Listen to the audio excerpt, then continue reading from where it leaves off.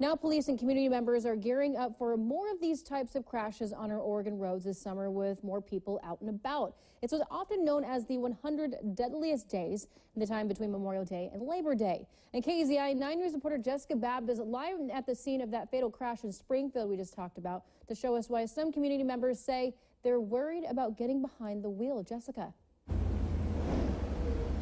That's right, China. I'm here in that intersection near E Street and 42nd, where you can see that this memorial is still there, where the car crashed and hit that utility pole on Sunday. And like we mentioned, the memorial is still there. A lot of community outpouring, a lot of people visiting this memorial even this afternoon.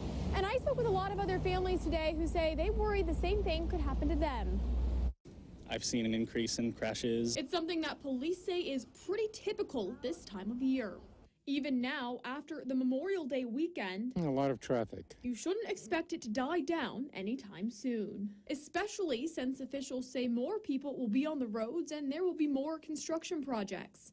I've got a pregnant wife, so I don't like the idea of driving around with her sometimes, but you know, we've got to get from place to place. In fact, AAA says over the past 5 years, more than 5,000 people have died in crashes involving teen drivers during these 100 deadly days. And while Lieutenant Von Schleicher with Oregon State Police says teens may be more prone to accidents, he says everyone needs to be aware. None of us want to respond to a fatal motor vehicle crash. And there are ways you can stay safe. I make sure I know, from A to B. And I also take my time. A lot of patience. I drive very mindfully.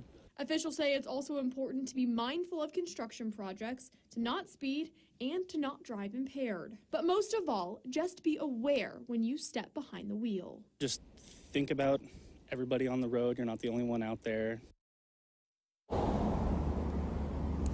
And police say it's a good idea to plan ahead and, of course, communicate with others when you're traveling. And if you see anything that's orange on the roadway, it's a good idea to just go ahead and slow down.